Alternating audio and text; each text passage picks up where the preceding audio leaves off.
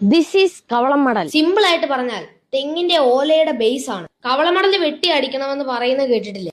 അതാണ് ഇത്. പിന്നെ ഒരു കാലത്ത് പുള്ളിക്ക് സ്ഥിരം ക്രിക്കറ്റ് സ്റ്റമ്പിന്റെ ജോലി ഉണ്ടായിരുന്നു. ഇതിങ്ങനെ ലോങ് ആയിട്ട് കട്ട് ചെയ്ത് അടുപ്പിൽ വെച്ചാൽ ഉഷാറായിട്ട് കത്തും. ദിസ് ഈസ് കൊതുമ്പ്. ഇതിനകത്തു നിന്നാണ് തെങ്ങിന്റെ പൂക്കുല അൺബോക്സ് ചെയ്യുന്നത്. ദിസ് ഈസ് ക്ലാഞ്ഞിൽ. ഒരു മാതിരി പേരാണെങ്കിലും തെങ്ങിന്റെ ടോപ്പില് കോക്കനട്ട്സ് എല്ലാം ഹോൾഡ് ചെയ്ത് നിർത്തുന്നത് പുള്ളിയാണ്. നന്നായിട്ട് ഉണങ്ങിയാൽ രണ്ടും തീ കത്തിക്കാൻ സൂപ്പറാണ്. ഇത് കവളമടലിന്റെ ചുറ്റുവട്ടത്തുള്ള മെഷ് പോലത്തെ ഐറ്റമാണ്. പേര് കോഞ്ഞാട്ട. ജീവിതം കോഞ്ഞാട്ടയായി പോകുമെന്ന് പറയുന്നത് കേട്ടിട്ടില്ലേ? തെങ്ങിലെ സ്റ്റാർ വാല്യൂ ഏറ്റവും കുറവുള്ള സാധനമാണ്. ഇത് ഉണങ്ങിയ കോക്കനട്ട് ലീവ്സ് കൂട്ടിക്കെട്ടി വെച്ചേക്കുന്നതാണ്. ചൂട്ടുകെട്ട് എന്നൊക്കെയാണ് പഴയ ജനറേഷൻ പറഞ്ഞുകൊണ്ടിരുന്നത്. രണ്ടും തീ കത്തിക്കാൻ ബെസ്റ്റ് ആണ്. ഇതറിയാമല്ലോ. തൊണ്ട്, ഇതിന്റെ അകത്ത് ചകിരി, പിന്നെ ചിരട്ട. 3 തേങ്ങയുടെ കവറുകളാണ്. തീ പിടിപ്പിക്കാൻ ചകിരി ബെസ്റ്റ് ആണ്. തൊണ്ടും ചിരട്ടയും ലോങ് ടൈം നിന്ന് കത്തുകയും ചെയ്യും. ഇതാരും മൈൻഡ് ചെയ്യാതെ കുറെ നാളായിട്ട് പറമ്പിൽ കിടന്ന ഒരു വുഡാണ്. ഇത് ഞങ്ങളിങ് എടുത്തു.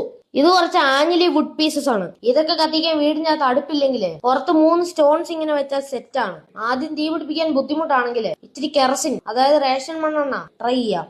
ഗ്യാസ് ഇല്ലെങ്കിൽ നമുക്ക് വല്ലതും തിന്നണ്ടേ? അതിനായിട്ട് രാവിലെ നമുക്ക് തെങ്ങിൻ ചോട്ടിലേക്ക് പോകാം. ഓലമടൽ വല്ലതും വീണോ എന്ന് നോക്കാം. കൊതുമ്പോ ക്ലാഞ്ഞിലോ വല്ലതും കൊഴിയാൻ നിൽപ്പുണ്ടോ എന്ന് നോക്കാം. തേങ്ങയിടാൻ സമയമായോ എന്ന് അന്വേഷിക്കാം. അവിടെ ഒരു ലോക്കൽ യുദ്ധം ഉണ്ടാവാതിരിക്കാൻ ഓർക്കുക, സ്വന്തം പറമ്പിൽ നിന്ന് ഇതൊക്കെ എടുക്കാവുള്ളൂ.